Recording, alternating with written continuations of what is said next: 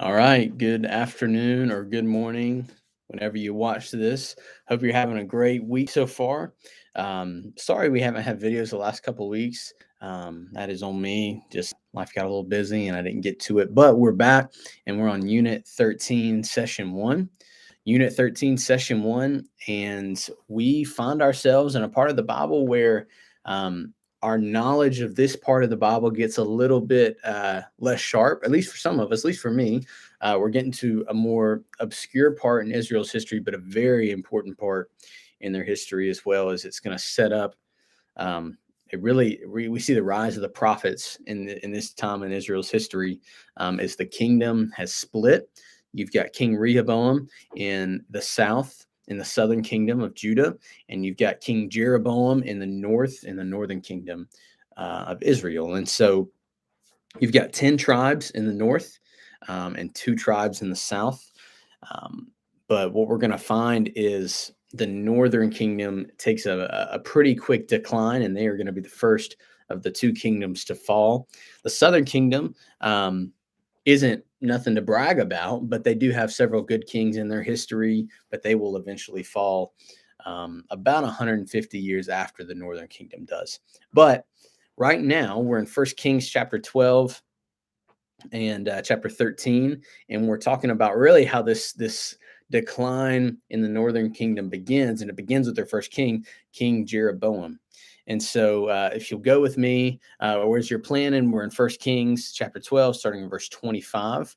And what we see here is that Jeroboam acts in fear. So that's your first point. Jeroboam acts in fear. Why does he act in fear?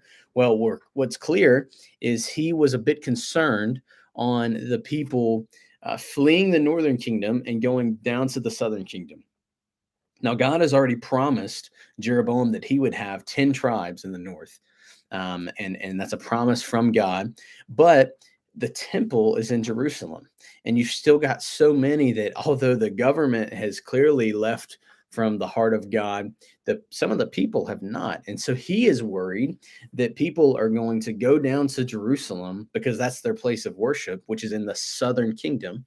And he's afraid he's going to lose people. He's afraid he's going to lose some of his power. And so what does he do?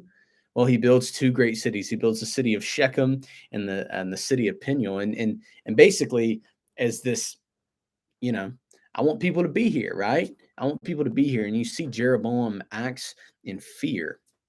He neglects God's promise. And he says, you know what, God, I'm going to take things into my own hands because I'm afraid of what might happen. And if we're being honest, the same thing happens for us, right? Like God has promised to never leave us nor forsake us. But when doubts begin to creep in, even if we take this as a direct correlation with the story, Jeroboam was worried about his popularity. He was worried about his power. Right? What do we do when we start worrying about our popularity or our power or our sphere of influence? If we're taking actions into our own hands, then we're not being obedient and trusting God. So what we see is in verse 28, he does something more about this. And this fear leads to idolatry. This fear leads to idolatry, which I would say this idolatry has already began in his heart. He just now builds something that is obviously a huge picture of idolatry. And that is, here's my note card. He builds 2 golden calves.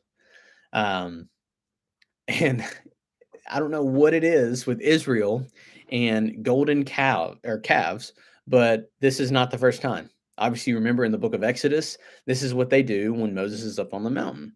And so what a what a smack in the face to God. I mean, if you think about it. And Jeroboam knew his history. I mean, he knew that this had happened before.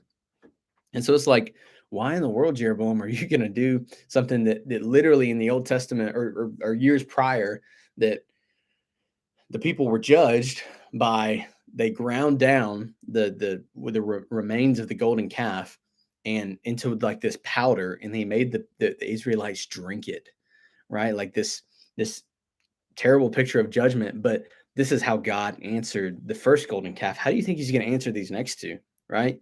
And what ends up happening is in chapter 13 we see that idolatry leads to judgment.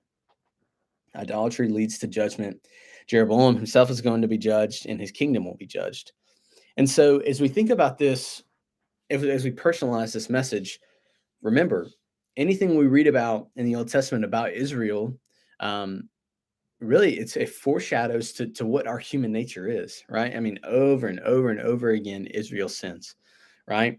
As human beings, over and over and over again, we sin, right? We turn from God, we turn from the one that's given us life, and we turn to something else, right? And so this pattern is continuing, but specifically, this speaks to our fear, right? It speaks to what's going on, our fear in our life, that when we're afraid of losing something, we're afraid of losing something that isn't ours, right?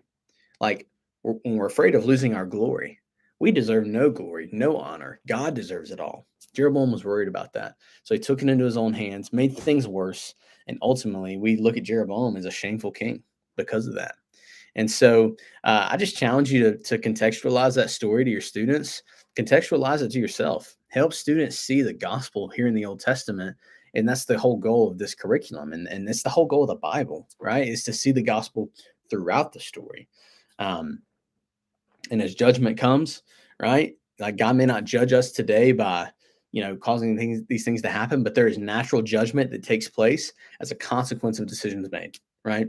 We turn from God and we turn to other things. We're going to reap the consequences of that.